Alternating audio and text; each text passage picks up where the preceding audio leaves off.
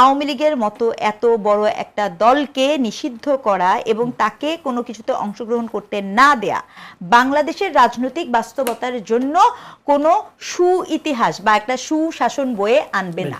মানে এটা কেমন কথা হলো? আপনি একটা রাষ্ট্র শাসন করবেন, আপনি বলবেন না না ওরা ষড়যন্ত্র করছে। এটা কি চলছে? ব্রিটিশ প্রাক উপনিবেশিক যুগ চলছে? ডক্টর স্নিগ্ধা, সেটা হচ্ছে গতকাল সম্ভবত একটা যমুনাতে সাবেক পররাষ্ট্র উপদেষ্টা সাক্ষাৎকার দিয়েছেন। তিনি বলেছেন, আমি মনে করি, তাকে জিজ্ঞেস করা হয়েছিল আওয়ামী লীগ ফিরে আসবে কিনা, তিনি বলেছেন আমি মনে করি আওয়ামী লীগ রাজনীতি থেকে একেবারে আউট হয়ে গেছে বা যাচ্ছে, এরকম থাকবে না। আমাদের মানুষজনের স্মৃতিশক্তি খুবই দীর্ঘ না, আমি মনে করি বিশেষ করে যে তারা রাজনীতিতে ফিরে আসবে এবং আমার অনুমান, মানে তার অনুমান আগামী নির্বাচনে তারা অংশ নেবে। আপনি কি বলবেন? দেখেন, এটা আমার ব্যক্তিগত অভিজ্ঞতা খুব মজার। আমি আসলে নেপালে ইলেকশনটা দেখে এসে আমি আসলে সিমিলার সর্ট অফ একটা কমেন্ট করেছিলাম এবং তারপরে যা হবার তা তো হয়েছেই অনলাইনে। কিন্তু ফ্যাক্টটা হচ্ছে কি, আপনি রাজনীতি যখন করবেন, আমি এটা বারবার বলছি যে এখানে রাজনীতিতে কখনো কাউকে অছুত করে রাখা যায় না। রাজনীতিতে কখনো কোনো শেষ কথা বলে কিছু থাকে না। রাজনীতির, আমি শুধু না, সারা জগৎব্যাপীতে মানুষ এটাই বলবে যে there is no something is মানে দ্যাটস ইট, ফুল স্টপ বলে কিছু নাই। রাজনীতিকে মানুষ এভাবে বোঝে।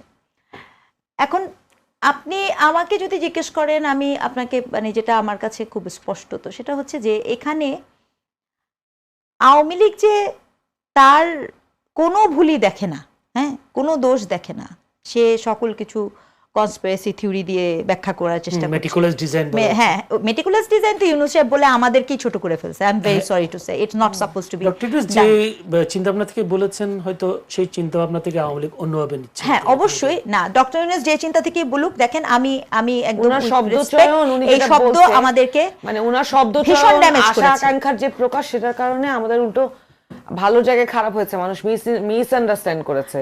মানে এটা কোনো, এটা মানে আমি পার্সোনালি যেটা মনে করছি যে এই শব্দ উনি বলেছেন কেন সেটা উনিই জানেন। উনি কাউকে মাস্টার মাইন্ড বলে দিয়েছেন, উনি কাউকে মেটিকুলাসলি ডিজাইন বলেছেন, তো উনিই জানেন উনার মেটিকুলাসলি ডিজাইন আর উনার মাস্টার মাইন্ড, আমাদের কিছু বলার নেই। অথবা এনসিপির লোকজন যেহেতু উনার ধারের কাছে ছিল তারা জানে, আমরা জানি না, একদম স্পষ্টত। কিন্তু এই কথা বলার পরে আওয়ামী লীগ কি করেছে? আওয়ামী লীগ এটাকে পুরো একটা কনস্পিরেসি থিওরি বানিয়েছে। ঠিক আছে, হতে পারে না, আমি একদমই বলবো না, আমার অভিজ্ঞতা এখন সেটা একদমই বলে না। কারণ আপনার বাণিজ্য চুক্তি যখন আমি দেখি, মার্কিন বাণিজ্য চুক্তিটাকে যখন আমি দেখি এবং সেটা নিয়ে যখন আমি নীরবতা দেখতে পাই সকল পক্ষের, তখন আমার কাছে একজন শিক্ষকের জায়গা থেকে বিষয়টা কোনোভাবেই স্বাভাবিক বলে মনে হয় না, স্পষ্টত। এখন তাই বলে কি, ধরেন আমি সবসময় একটা কথা বলি, আওয়ামী লীগের তো, আমি যতটুকু জানি, আওয়ামী লীগের তো অনেক অনেক বুদ্ধিমান লোকজন আছে, বুদ্ধিজীবী আছে, তারা কখনো এটা যে আমি ধরেন 5 মিনিটের জন্য ওনাদের সব কথা মেনে নিয়েছে, সব ষড়যন্ত্র সব কিছু। ক্ষমতায় কে ছিল? আপনারা ছিলেন। আপনি রাষ্ট্রের নাগরিকের দায়িত্ব নিতে পেরেছেন? আপনার রাষ্ট্রের নাগরিককে দায়িত্ব আপনি দিতে পেরেছেন? ম্যাসাকার হয়েছে না, আপনি ঠেকাতে পারলেন না, তার মানে আপনি ব্যর্থ না?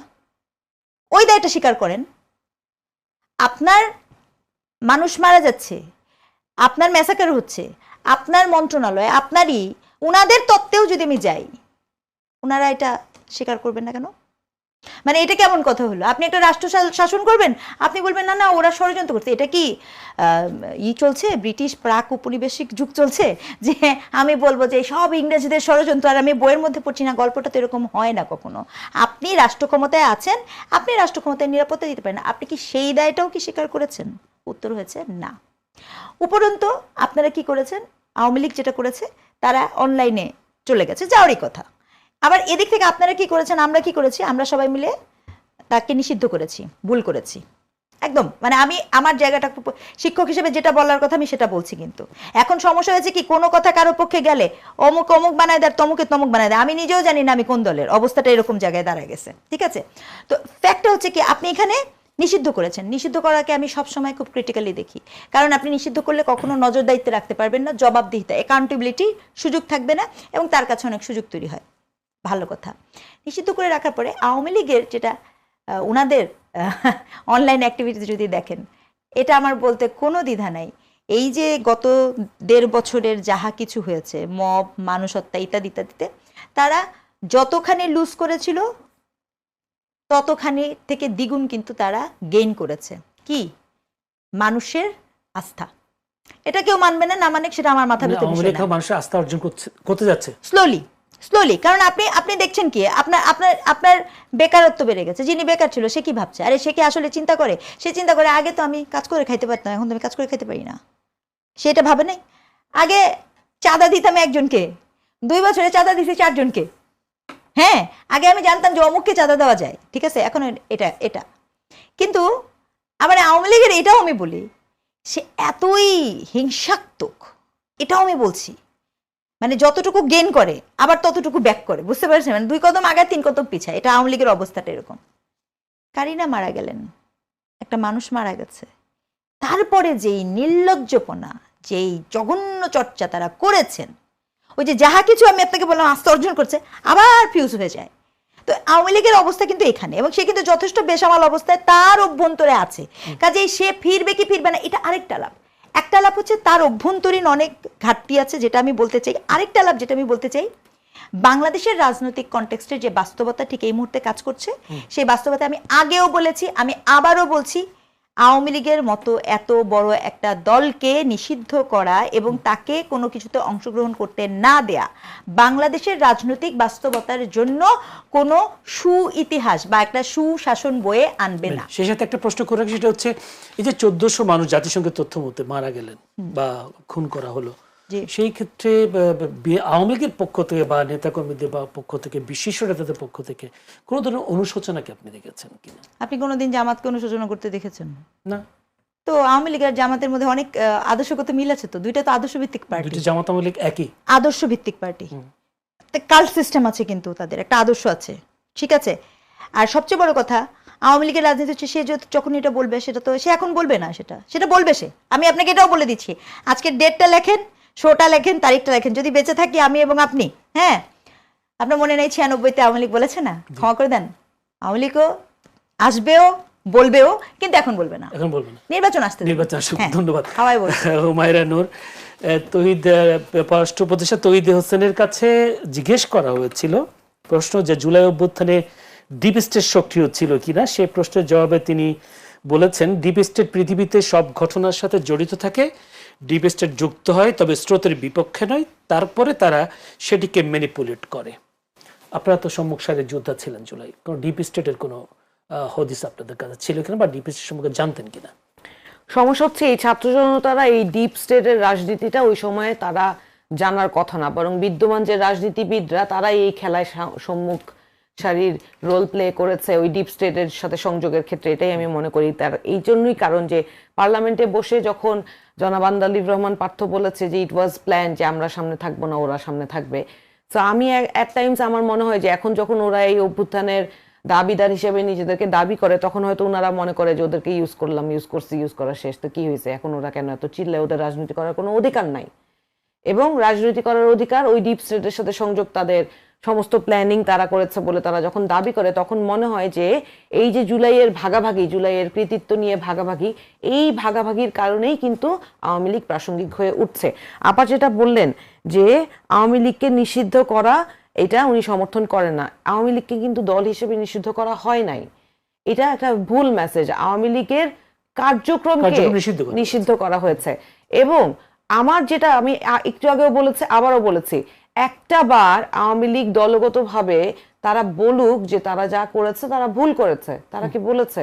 আওয়ামী লীগের কোনো সমর্থক দিলেন, জামাত তো চাই নাই ভুল, না না, জামাতের সাথে যে তুলনা করেন, জামাতকে আপনি আমি অনেকবার বলতে শুনেছি যে 71-এ তাদের যে রোল ছিল সেই রোলের জন্য তারা অনুতপ্ত, তাদের সেই ভূমিকার জন্য বলছি আপা, বলছি জামাত এই কথা বলেছে। এবং জামাতের আগের জেনারেশন যারা বাংলাদেশি ছিল না, তারা এবং এই বাংলাদেশি জেনারেশন, তাদের মতাদর্শে অনেক পার্থক্য আছে।